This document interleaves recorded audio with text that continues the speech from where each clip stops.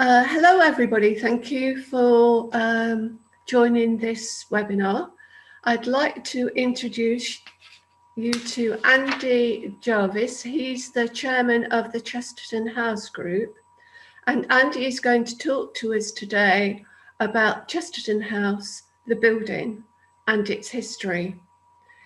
In 1985, Andy started his own financial investment practice, and by 1991, he needed bigger premises and moved the business to Chesterton House on Rectory Place. Over the years, the business has grown to over 60 staff, delivering financial planning and investment advice, accountancy, and legal services. The business acquired the adjacent building at number 3 Rectory Place, plus the very long established legal practice of Woolley, Beardsley and Bosworth in the building opposite. If you have questions that you want to pose to Andy, just write them in the Q&A box, and we'll hope that Andy will be able to answer as many questions as possible at the end. Thank you very much. So over to you, Andy. Well, thank you very much, Karen, and greetings to everyone, and thank you very much for tuning in today. This meeting arose really because I wrote a blog on our website about the history of Chesterton House as a result of having some work done on the roof. I thought people would like to know about it because we had a lot of questions saying, what's happening with your building? So Karen, who has sort of been... A client. Yeah. Well, yes, we ought to mention that, but has also in that role has been on one of our tours of the building, I think, at our garden party, haven't you? So found that interesting. So we thought it would be useful for people just to find out a little bit about the building, and there's a lot of local history and Loughborough history wrapped up in it. So as Karen says, if you want to raise a question, you're very welcome. There's a Q&A function. There's also a chat, which you may be more used to. We decided to do this as a webinar rather than a standard meeting. So I'm afraid you won't be able to see each other, which is what you might be used to. But with the numbers that we anticipated, this is really a much better format. So I hope you'll forgive us for that. But certainly we can communicate through the chat. So if you have questions, I'll be very happy to try and answer them. So shall we jump in?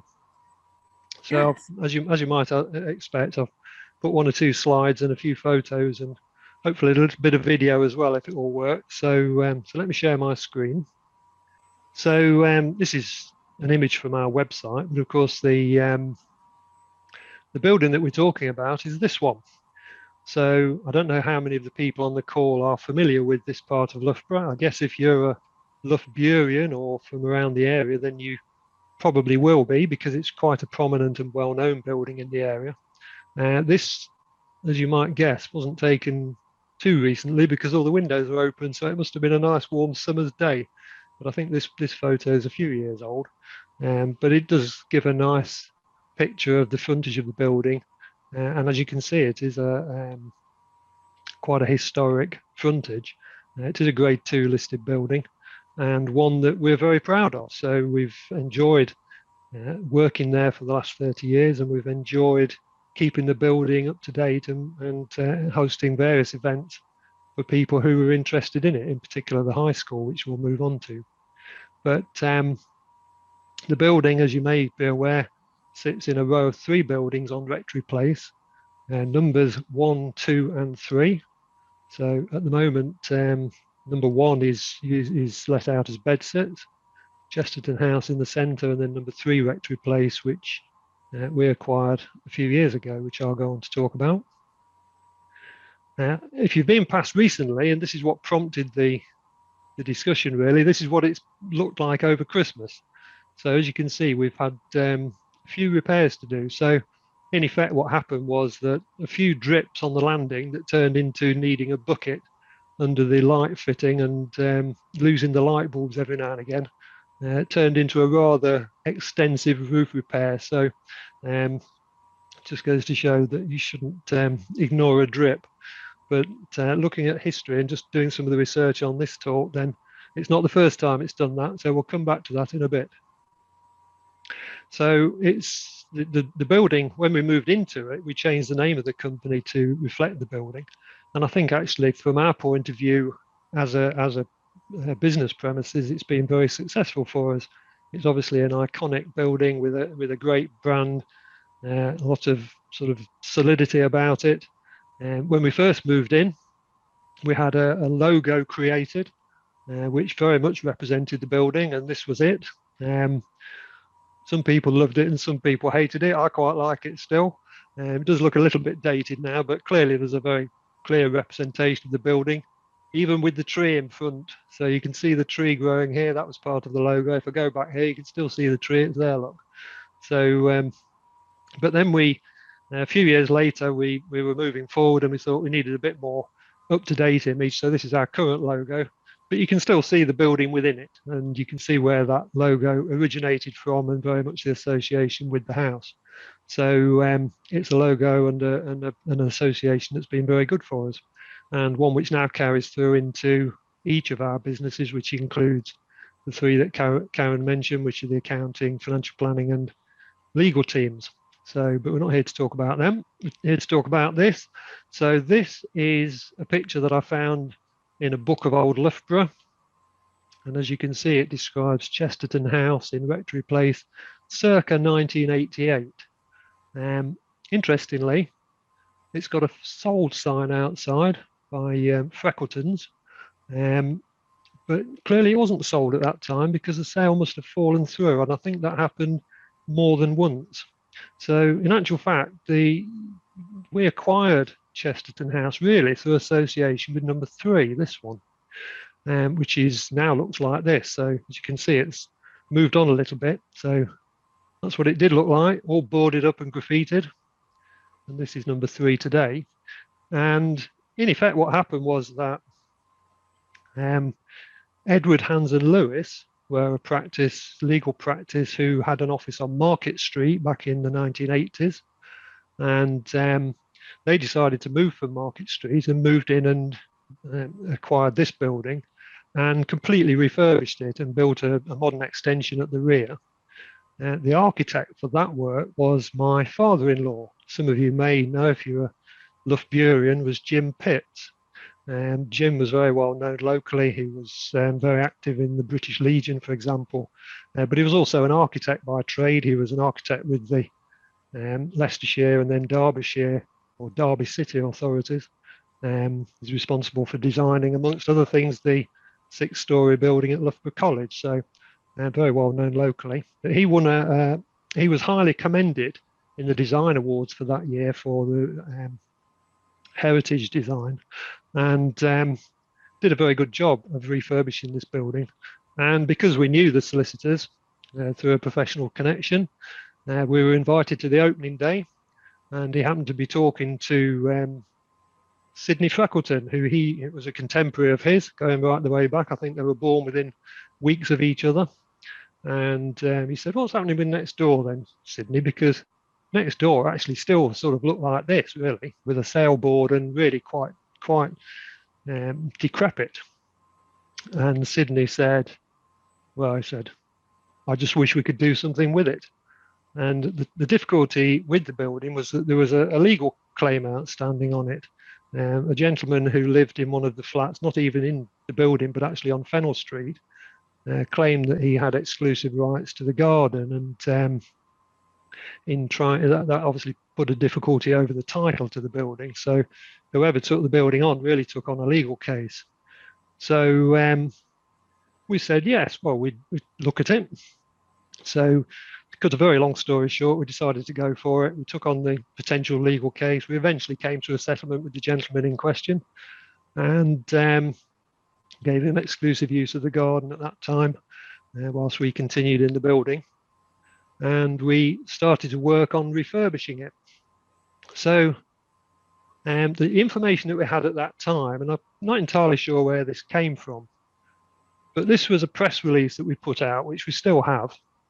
And this was an extract from that. It was a bit longer in total, but we told people this 200-year-old building is steeped in history, probably most famed as England's first grammar school for girls, and it was built in 1802 for Thomas Barfoot Oliver when he married Anne Middleton, daughter of the well-known Loughborough banking family. So that was the information that we had. And to be honest, I'm not entirely sure where that came from. I think it came from an article that we found in the press that had been written a number of years before. But we'd owned the building for 20 odd years, and we were having a conversation about it with my brother-in-law, who works with old buildings for English heritage, amongst other things. And I mentioned this thing about it being built in 1802, and he said, no, it's older than that. So I said, no, it's 1802. That's the information we've got. So he said, no, it's older than that. So I said, well, how do you know? He said, I can tell by looking at it. He obviously had a much better eye for old buildings than I have. So he said, well, do you want to see if we can pin it down a little bit? So I said, well, why not? So one afternoon he turned up and he brought with him a book like a telephone directory. And for those people who remember what those were, very thick book with, the very thin sheaves of paper that make them up. And in this book were descriptions of architectural fittings going back over 300 years. And what it showed in there was the different styles of fittings that went into a house at different times when they were manufactured. So to give some examples, here is the hinge on the front door. This is the front entrance door. And as you can see, it's quite a distinctive L-shaped hinge. So he looked this hinge up, and yes, he found it in his book, and it gave an approximate date for when they would have been made. And then there's another one at the bottom of the door, similar. As you can see, it's quite a crude hinge, but it obviously works because it's been there for all that time. So then we went and had a look at the banister rails. So these are in the hallway. And he looked at the form of these, and he looked them up in his book, and there they were. So we went a bit further and we went upstairs and we found some hinges on the cupboard door in one of the upstairs rooms. And here was another example that turned up in his book. And then we looked at the front door, the front window moldings. All the moldings were all obviously original. And the form of those also appeared in his book. And all of those pointed to a date of construction somewhere around 1725. So we seem to have acquired a building that was 75 years older than we thought it was. So that was quite a revelation. But we know virtually nothing about the early history of it. Well, in fact, we know not a lot about the complete history of it. But there's clearly been a number of changes to the building over the years. But we were quite interested to find that actually all of the evidence showed that it was a lot older than we'd originally thought. We certainly know that, just going back a bit, we did find this old map. This was just a picture from a map that we found. It was given to me by my father-in-law. And the date on this map was 1837. So we know that the building certainly existed at that time. This is one of those things that you may want to study. And if you know Loughborough well, you'll start to pick out some landmarks. First of all, the parish church here, which of course is still there. You've got the rushes down here and the canal, which at that time was still very much the same as it is now.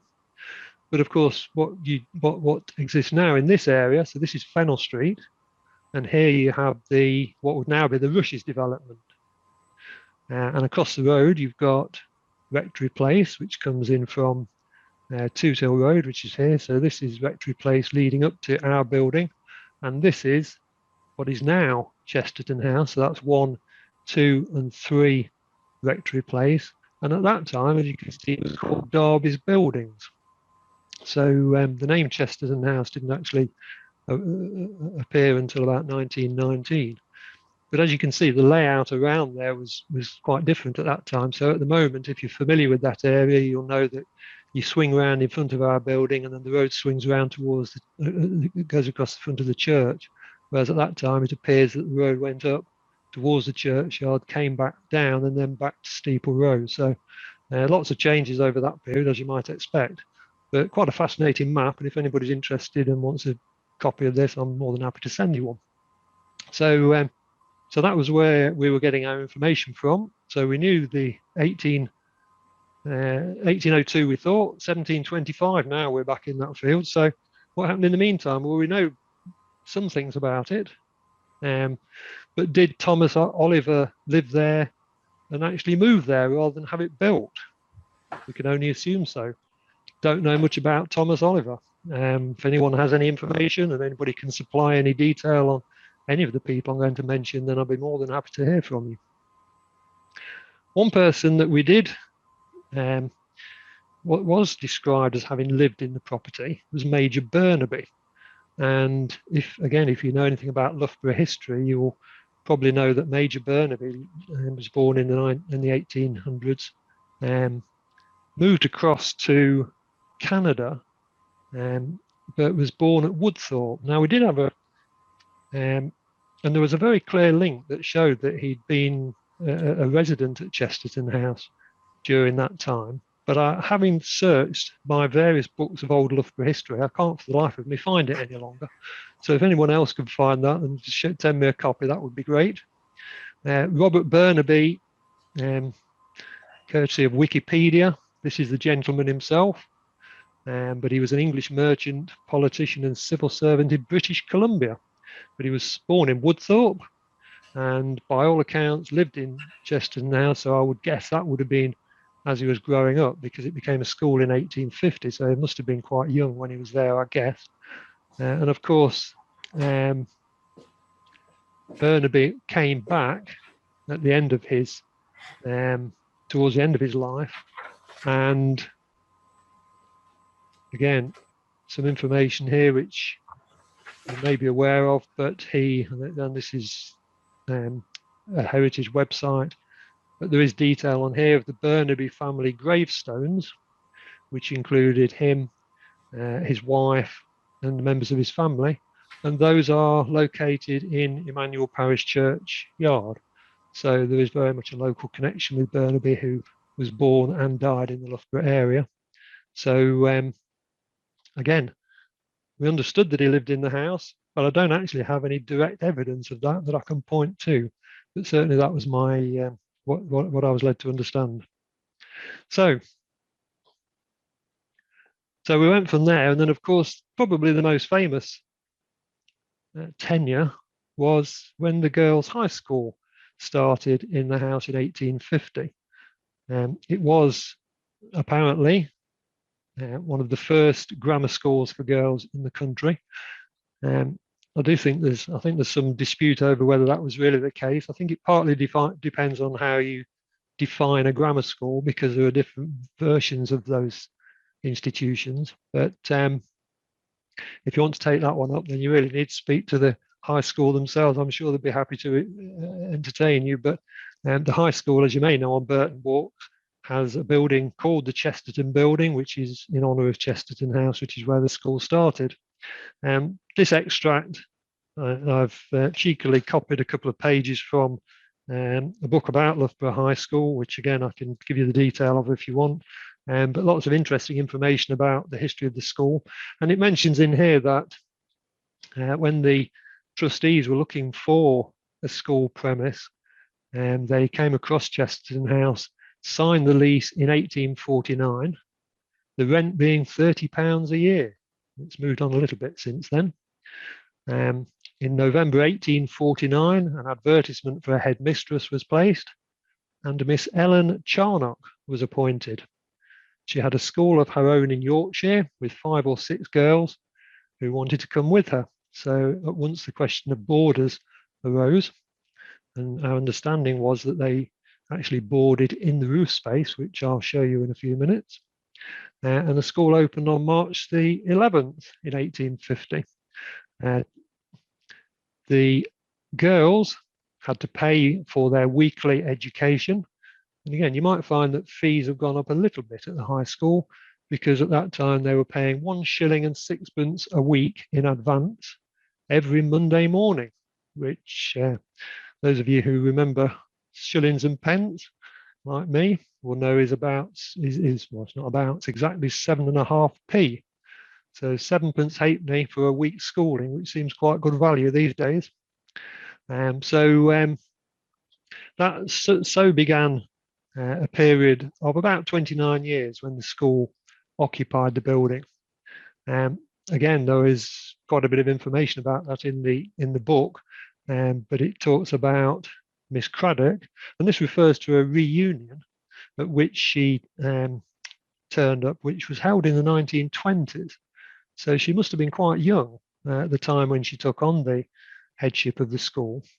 But she says that Miss Craddock told at the reunion of the long desks and backless benches and of the perilous joys of unauthorized gymnastics upon them. So obviously the girls were just as boisterous then as they are now.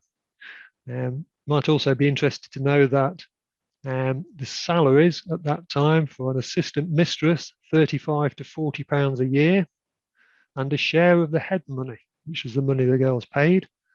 Even in 1881, as it says here, 45 pounds was enough to secure an additional assistant mistress. At that time, a senior master at the boys' school received 120 pounds. So much for sex equality. So but I thought you'd be interested to learn a little bit about the history of the school, and hopefully in a moment we'll go and see the schoolroom. But the school moved out in 1879. Apparently there was, in fact, I'll just go back because it does say here that owing to a disagreement between the landlord and the trustees as to the terms of the lease and the responsibility for repairs, the house became dilapidated. There are records of sundry letters between the head, the trustees, and the landlord, and meanwhile the roof went on leaking. So no change there. So again, the information that we have, which was in our original press release, was at that time that William Edward Woolley then acquired the building. And what it said here was the following year, the house was purchased by William Edward Woolley, a well-known land agent and surveyor of Loughborough, who occupied the building for many years. I think I'm right in saying that William Edward Woolley was related to the Woolley of Woolley, Beardsley's and Bosworth. So presumably one did the legal work and one did the land agent and surveying. So I'm guessing that they worked together at that time.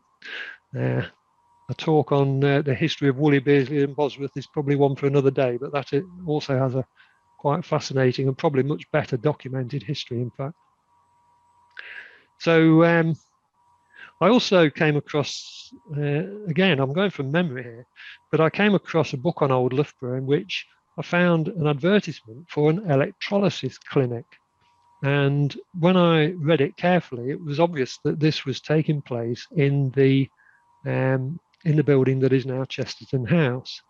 And that was around 1906. And again, if anyone has a copy of that book, unfortunately, when parents passed away, there were all sorts of books between the two of us, and some of them are either buried in boxes somewhere or have disappeared to other members of the family. But if you have anything that shows that, I'd be very interested to see it. But I don't think it didn't actually name the building by name, but it did give a description of its location, and it was quite clear that that's where it was located. So electrolysis, of course, was very much a new quack remedy as electricity itself became popular, and it was used for all sorts of things to try and cure ailments. And certainly they practiced there for a number of years.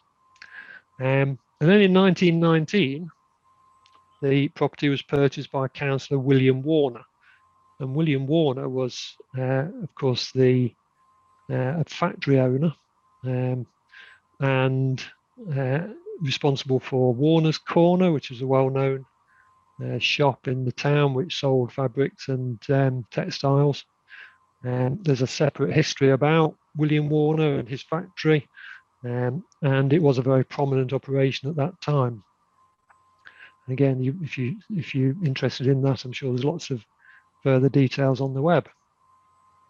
But the Warner family lived there from 1919 through to 1963, and several generations lived in the house. We've spoken to some of them. I know that Greg Warner, who is probably one of the last of the Warner family to actually live in the house, and along with his brother Mark, I think Mark wasn't until recently anyway employed at the grammar school. Greg has his own business in the town, or did. So still some people around who actually lived in the property at that time. Ralph Ward bought it from the Warners as an investment, and then following that, it was turned into bedsits. And we certainly had information to say that lots of the apprentices who used to work at the Brush down on Nottingham Road used to board in Chesterton House, and it was actually, when we acquired it, it was actually all split up into individual rooms, each with their own electricity box and washing facilities, and there were literally bedsits in a series of rooms throughout the building. So we had to remove all of that before we wanted to use it. In 1987, following Ralph Ward's passing, then the property was acquired by Mr. and Mrs. Foreman, who lived in Sevenoaks.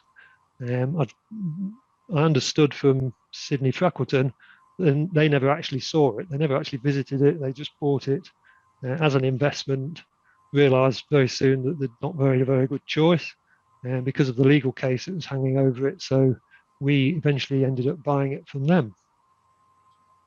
So that's a bit of the history of it. There is more, but I thought you might like to actually see inside the building.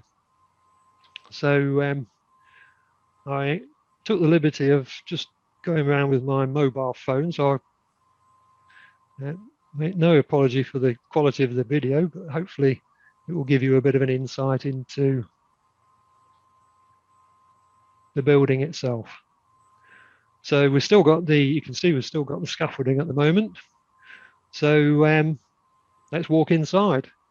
So this is our illustrious door knocker and the entrance hall. So these are the banister mouldings that I referred to earlier, and a view back from the hall back towards the front door with the hinges that I referred to. And I thought you'd be interested to start from the bottom and work our way up. So we're going down into the basement. So rather shaky mobile phone delivery, but nevertheless, hopefully it gives you an idea. So as the building was being refurbished, and bearing in mind this is 1990, I just happened to be down there one day, and a lady came in off the street, and she must have been in her 70s at that time. And she said, I hope you don't mind me coming in. She said, but I used to actually visit here in the 1920s. And she told several stories, and one of those was that as a child, she'd been to birthday parties in the cellar. And clearly at that time, this was used as a functioning room or series of rooms within the house. And as you can see, it is very extensive. It goes all the way under the building. So she said, yes, she said it was wonderful. You could throw jelly and ice cream around with gay abandon and nobody worried. At a later time, Alan Roberts, who was one of the partners in Edward Hans and Lewis, who acquired the next door building, he mentioned that they used to go and attend jazz parties in the cellar. So it was not uncommon that people would walk down Rectory Place and hear jazz coming up from the gratings through the pavement. Just to go back to that one, one of the things on there that you might have noticed was this pile of doors. So these are actually the original doors from the building. And what happened was that when we first acquired it, we had a visit from the conservation officer because it was a listed building. They wanted to make sure that the refurbishment was going correctly. And one of the things that he commented on was these lovely original doors. And he said, they're a wonderful feature. We do need to preserve those. Of course, the next day we had a visit from the fire officer. He said, what are you going to use it for? We said, offices. He said, well, they're going to have to go. So unfortunately, the fire officer had to prevail. But all of that time, the doors have been kept in the basement. So we do still have them. But it's a shame that we've not been able to use them. But for obvious reasons, we needed to put safety first. So the basement is our repository at the moment. But at one time would have very much been a working part of the house with a food store, and you can see there are various hooks in the ceiling that would have been used for hanging meat and other provisions. So quite an interesting area in its own right. And surprisingly, really very dry. We've never had a problem with damp in the building.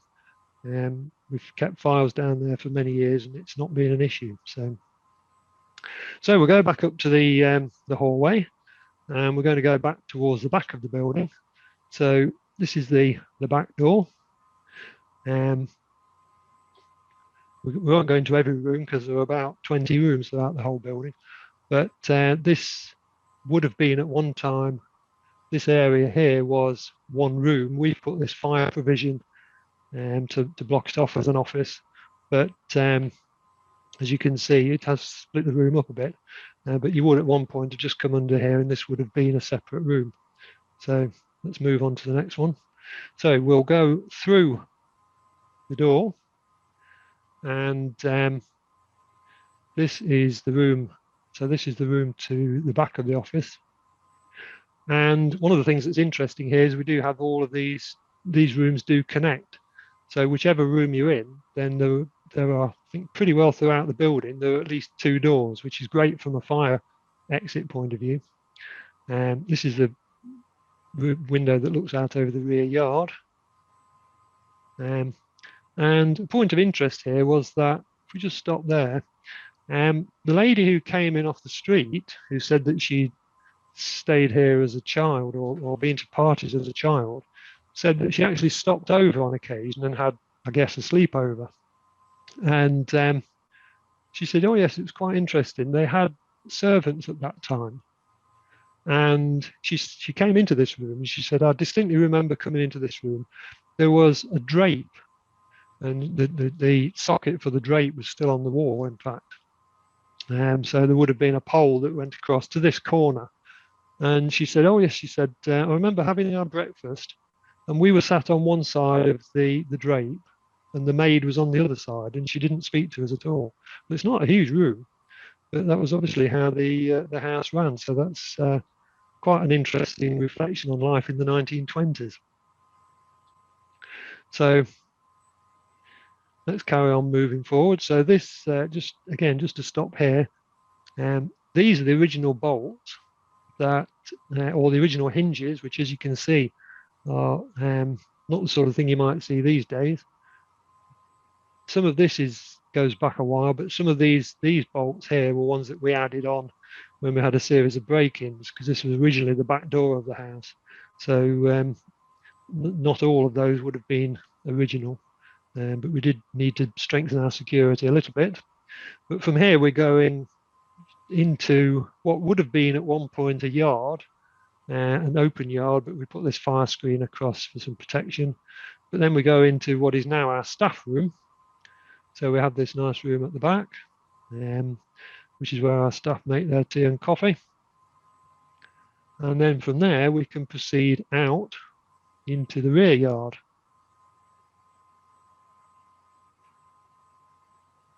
So a couple of outhouses there, and then looking back towards the building. So quite a useful space here, slightly cluttered with scaffolding at the moment. And then we can exit from there. So again, yet another stairway. So this is the stairway up to the back of the first floor room, which we'll go up to in a minute.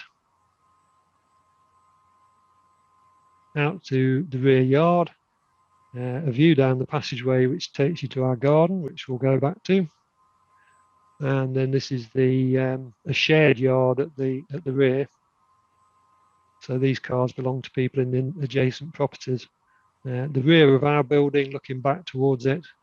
And then as you swing round, you've got Fennel Street through the archway there. And in fact, some of you may remember, if you go back that long ago, there used to be, in fact, in the larger room and up the stairs that we've just looked at, and that used to be the entrance to Western Lissaman Printers. So when we first acquired the building, the tenant who had recently vacated was a printing firm. And I think they were around for quite a few years, and they used to have a sign above the archway. So if you wanted to visit the printers, you had to come into the yard through the back door and up the stairs. So, so that's the ground floor.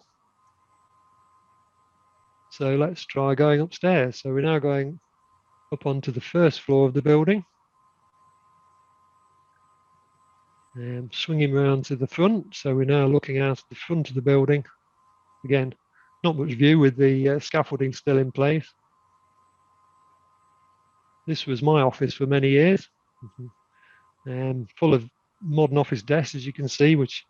So if you just go back there, so when we first took this over, this room was set up as a bed sit. So there was a drape across the room here with a curtain. In the corner was a wash basin, and the communicating doors, which was on there, which looks like a cupboard, but actually is a doorway through into the next room. But they'd all been papered over, so there was no access between them by the tenant.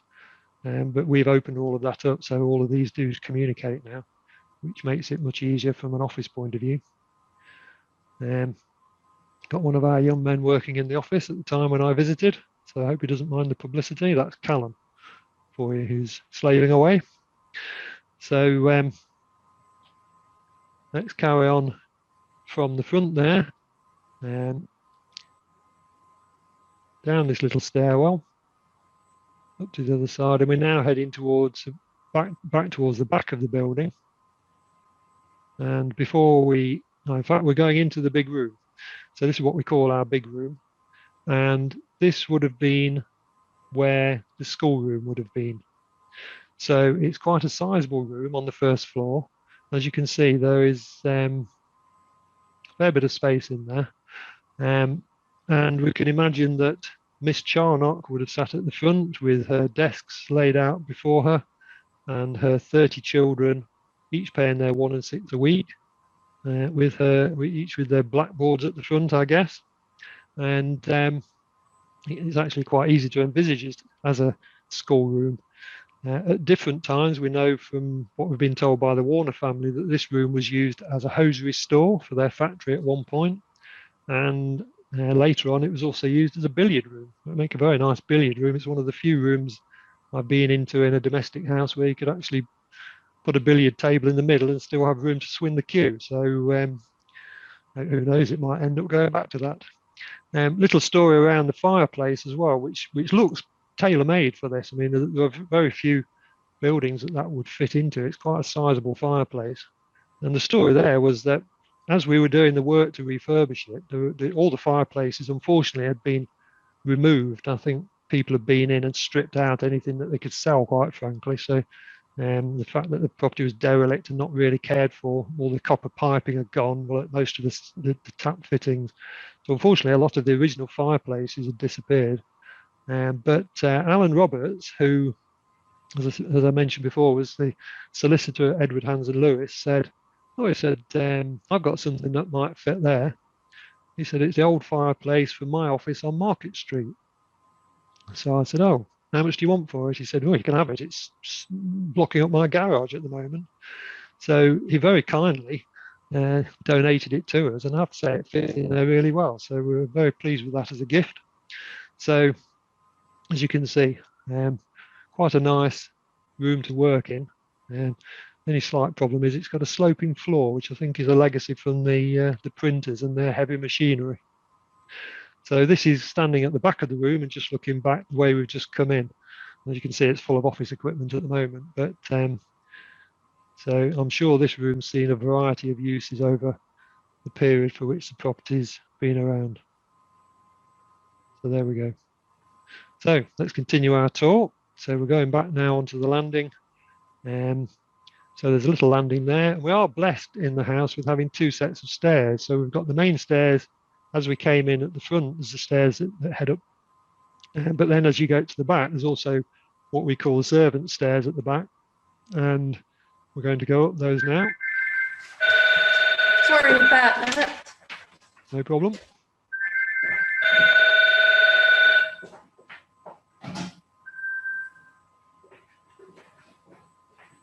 So Karen's gone off to answer the phone, I think. So we'll carry on. So So a view out on the roof over the big room. And then here is our graffiti that we're very proud of. So we never got rid of this. This was in the building when we moved in, and we just never got around to painting it out. And I realised as I took this picture that it was still there. So we obviously had some sympathisers in the intervening years whilst it was derelict. Perhaps ought to get rid of it. There's quite a tight turn up to the roof space. So we're now going into the attic from the 3rd floor. So as you might expect, not quite as salubrious up here, but we've recently had the work completed on the roof, so there's quite a bit of building debris. It probably needs a good clean out at the moment. But what you can see here are the original roof timbers, and also just around this area, then there are some drawers and cupboards built into the roof space, and we are quite confident that actually this was the area where some of the girls would board, and to have a dormitory up here would have been not very pleasant on a cold winter's day. But nevertheless, the evidence is there that certainly it was used regularly for dwellings. So this is the skylight on the roof. Again, a view from there down over the surrounding properties, over the top of the scaffolding. And when we did the work on the roof, as you can see, we were very keen to preserve the original timbers as far as possible. So it's been a very careful job of stripping the tiles off, checking the timbers through, and refurbishing it. And I'll show you a bit more of the roof in a few minutes. But again, a very extensive area, and one which is very much part of the property. So quite fascinating to go and visit in the roof space and get a flavour of what the house is like from that aspect. So that's a very quick walk round. You probably lost your bearings walking around there. We do find people have over the years found people wandering around saying, "Where am I? What floor am I on? What room's this?" So it does take a little while. It is quite an extensive building. But I did mention that the thing that started this conversation with Karen was really prompted by the roof repairs. So what I wanted to do was just show you some of what's gone on up there. So a few more pictures here. So another picture of the scaffolding. And whilst the scaffolding was there, I thought, well, it's a great opportunity to go and have a look around and get a different perspective on the building. So you would need to have a reasonable head for height. I can't claim I'm that good, but I would manage to get up this ladder. So bearing in mind that this is roof line, so there's the roof there on the main building. So this is the 3rd floor. So we're quite high up here. So having to climb this ladder to get onto the scaffolding. Actually, once you're in there, you don't really notice the height because of this canopy which surrounds the whole building at that point, or did on the date when this was taken. But once you're up there, then you've got this super view of the roof having been stripped out, and of course this explains why we needed this huge canopy over the top that was weatherproof, because the whole of the tiles came off. But in actual fact, these timbers, which we now think would probably date back to 1725, were thoroughly inspected and found to be in pretty good order. So there's been virtually no remedial work needed, just a couple that needed a little bit of propping up just to support them. But you can see there's a bit of a drop down. I think we put a little bit of extra strengthening in. But other than that, actually, it's all been pretty sound. So what could have been a really very difficult job if we'd have had to renew all of this turned into pretty straightforward re-roofing, which you can see in process here. So this just gives you a flavour of the nature of the work on the roof, the timbers that are there now. And here are the men working at it as we were filming. So coming around to the front of the building and the skylight, this was the gentleman who was finishing off the leading on the refurbished skylight, which I have to say they've done a very good job with. And here he is, a different perspective from the front, and obviously hard at work. not a job I would fancy, I have to say. But they worked very well and got the job done in a very, very short time, really. I think the whole thing took about 4 weeks from start to end to strip it right down and then refurbish it. And when you look at the work that they've done and the number of tiles, most of which were reused, I think they've done a remarkable job, actually. So very pleased with that, and the opportunity to inspect it at close quarters. So again, looking back, so this is the skylight. This is looking down the front of the building. I did, whilst I was there, take the opportunity to take some pictures from the top. So there are some quite good views, as you might expect. So this is looking back down Rectory Place towards Limehurst House and Limehurst School over there, and Tootle Road. I have to say, I wasn't. It looks a bit scary being that high up, but I was literally standing with my arms outstretched, poking my phone through a gap in the fabric surround. So it wasn't quite as bad to stand there as it might appear. But this is just looking to slightly to the left of that. So that's the Woolley Beersley's property, which houses our legal and accounting teams now, and looking over towards the Rushes development. But it had been snowing. Tell the audience that. And when I heard that you'd been taking those pictures, I thought, oh my goodness. It was quite chilly at that time. Yeah, we had some snow throughout the period, but I think we were clear on that day. But certainly a good view from the top there. So again, looking back down Rectory Place, and then swinging around the other way. So that's looking towards the old rectory, just around the corner there, and the relatively new development across the road, and then just going slightly further around, and there's the parish church, which is a very familiar landmark locally, of course. And then just looking down on the roof line of number 3, which, as you can see, is quite an interesting set of roofs from looking from the top. So this, of course, just going back, this of course was the original property, but most of this is the addition that was added in 1989 when Edward Hans moved in. So all of this is new, but very much in keeping with the original building. And then a view right from the top looking down. So it's quite a way up there, and 3 stories up. So, well, 4 stories really, if you take the roof into account. So work obviously very much in progress with the lifting the buckets up to the roof level, and again, work still carrying on. So that was what it looked like before, and then that's what it looked like after. So that was taken 2 weeks before this one, and that's when the work's all been completed. So you can see what a remarkable job they've done. Really, it looks like a new roof. Well, it is new roof, but built on a very old foundation. So and there's Sam, who's one of our guys who jumped at the opportunity to ignore health and safety rules and come and have a look at the roof space, so which I think he very much enjoyed. So we started with Chesterton House and its age, and we went on to look at the some of the occupants, a very quick flying visit on those, and then we've come back to the building itself, and we're still curing the roof leaks after 150 years. So there's probably lots more I could tell you about it, but I hope that's given you a flavour of the building and just a quick run round that I hope you've enjoyed. Very happy to answer any questions, and if anybody is particularly interested in wanting to have a look at the building, then very happy to see if we can accommodate you.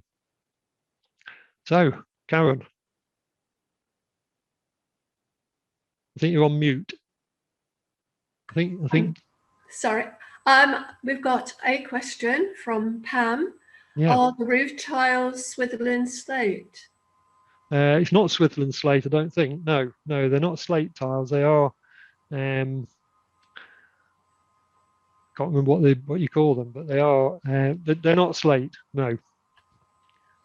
They are standard roof tiles.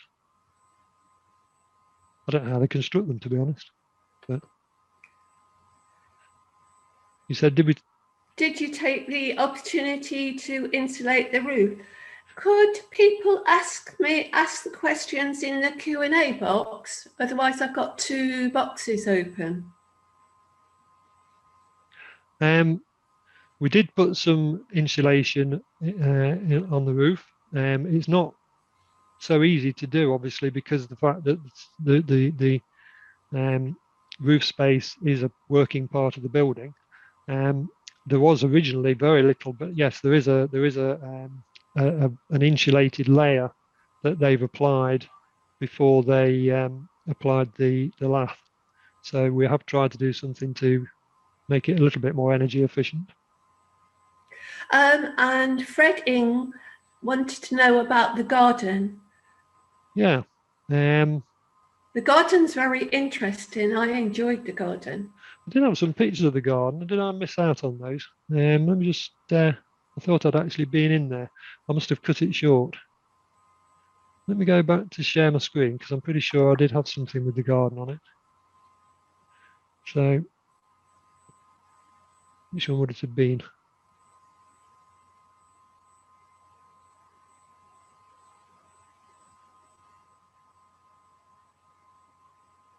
Yes, perhaps I missed one out. Here we go. Apologies, I must have missed this out the first time. So these doors magically opened before we got there. So, so this was the rear yard, and looking back at the building, the garden became very dramatically overgrown, and in fact the foliage was literally up to the level of the walls. So we thought, well, this is a useful resource that we're not using. So we got a landscaper in and completely refurbished it. So actually, it now makes a very nice spot that we've been able to hold some of our garden parties, of which Karen has some knowledge. Yes. And we have client meetings out there, and we've had the staff quite happily go and sit out there for their lunch, and it's a very, very nice spot actually. It's very quiet, and it's one of those that if you were travelling through Loughborough, either down Fennel Street or along Rectory Place, you wouldn't be aware existed. So we're very proud of that. Elizabeth talks about a Jacobean house that she found as a company HQ when working for Waddington's in the 70s. Right. Right, I've got some questions now on the Q&A for you. What was the book you had the information from earlier about the history of the building? That's from Brendan Edam. Well, the one I'd got was the one I referred to particularly was about the high school. So that wasn't really about the building as such, but it did describe the history of the high school and how they interacted with it. So it's only really a couple of pages of the early days and talking about this particular building. But it was actually it's called Loughborough High School 1850 to 2000, and I think it was published by the school for their sesquicentenary, which was in the year 2000, and we in fact hosted an event there. We opened the building up and we had various displays, and a lot of the old girls came and visited during the day, and then we had an evening presentation with about 50 people in the big room. So I had the great pleasure of standing there as a head teacher and telling the teachers to keep quiet while we were talking. So, but again, I can, I don't know whether this is still in print. You may probably have to get one from the high school, but I can give you the details of it if you want to send me details. If anyone wants to email me or give me a call, then they're very welcome, and I'll try and give you whatever information I can. Avril asks, has the scaffolding come down yet? It's still up at the moment. They were taking it down in stages because there was still, the problem was that as they built the scaffolding, where the scaffolding was sitting on the tiles, it was damaging the tiles. So they had to take the scaffolding down to be able to repair the tiles to take it down to the next level. So when I went down there, in fact I went down today, and the scaffolding is still there, but it will disappear gradually over the next few days. This is from Janet R. Barnaby is a town to the west of Vancouver. We had a deputation from the town visiting Loughborough at one point, and we were twinned with it at the time. However, the council didn't appear to mention it these days. I think from memory, it was when Bert Dodd was mayor. Yeah, yeah. Well, I mean, as everyone I'm sure will know, we have twinnings with, I think, 4 different towns at the moment, but Burnaby isn't one of them. I didn't know that we were twinned with Burnaby at one point, but it would be a nice thing to refresh, wouldn't it? I mean, there's a very clear connection because most of the or a large part of the geography around there is named after Burnaby, who was a Loughboroughan. So that would be nice to refresh. So if anyone fancies a trip to Canada, go and speak to the civic dignitaries over there and see what you can do. Patricia Drakes, would be interesting to see house and to have any info you have. I have a article from a blog, which is this all started from that Andy sent out to his clients, Yeah. and I can let people have the link to that blog. Yeah, yeah. And obviously we've got, I mean, the blog is on our website. So if you just go to chestertonhouse.co.uk and click on the blog, you'll be able to find it on there. And there is the article there. And it was my intention to, because this meeting is being recorded, it's my intention to post the recording on there as well, if everyone's happy for me to do that. So you'll be able to access it very easily. Janet Coleman asks, how could I get hold of the 1830 map? That's a good question. It's one that was given to me. I don't know where it came from originally, but it's been around for a while. I can certainly, I don't know whether I'm supposed to do this under copyright, but I can certainly send you a PDF copy of the scan that I took of it this morning. I'd be happy to do that. I can look at the detail on the map and see if I can find the publisher. And I can let you have the information, but I wouldn't know where you'd be able to buy one or whether it's still in print, I'm afraid. Thank you. Pam says she missed part of the talk and wondered if I saw her message about the basement being identical to the basement in the Elms on Elms Drive. That building was part of the university. And I must admit that I also missed part of the talk because my internet went down for a while. All right, will do. Yeah, I mean, I think it's because there's also a quite an extensive basement under number 3 next door. So, and also under in number 29 opposite the legal practice. So Woolly Beardsley's have got lots of files down in their basement. So obviously at one point it would have been the thing. I mean, the basement was a very actively used part of the house, wasn't it? Because it was a food store. It was where you got a more even temperature. It was, I mean, there's evidence that the coal was delivered through there. There's, I mean, it was in constant use, I believe. So I think it wouldn't be unusual for that design to be quite common. But I'm not an expert on old buildings, other than this one. And Christine Harris has said copies of the map are in the library. Oh, well, that's useful. That's nice to know. A lady that I know has asked me about a group. I mean, I'll answer your question separately. I'll reply to Anne. Okay. Are there any more questions? Are there questions that I've missed? I can't see anything else. Can you see anything else, Andy? There's obviously quite a few comments. I'm just looking at the Q&A. There's quite a few comments on there, which are very nice to hear. There's one that says, did your builders find anything interesting when they were stripping the roof? No, I don't think so. Just a few old timbers, really. Unfortunately, there weren't any hidden treasures or old J.M. Turners up there or anything. Not that they'd be in very good condition if they were. But no, it was quite a boring roof in that respect.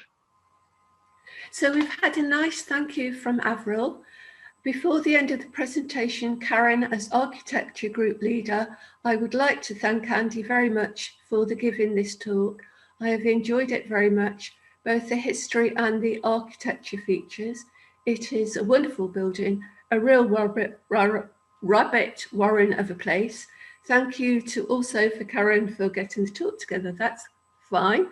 There's 3 buildings. We only did one of them and only a little bit of the garden. It is interesting. Well, thank you very much. I tried to make it a little bit interactive. I hope the videos worked. I know that when you're watching a video going around a building, it can be a little bit disorientating, but I couldn't think of how else to do it. But hopefully, it gave you a good flavour of the nature of the building and what it's like inside. And as I say, if you've got a group or if you're just interested and want to come and have a closer look, or if you have a particular interest, let me know. We can arrange for you to come and just have a look.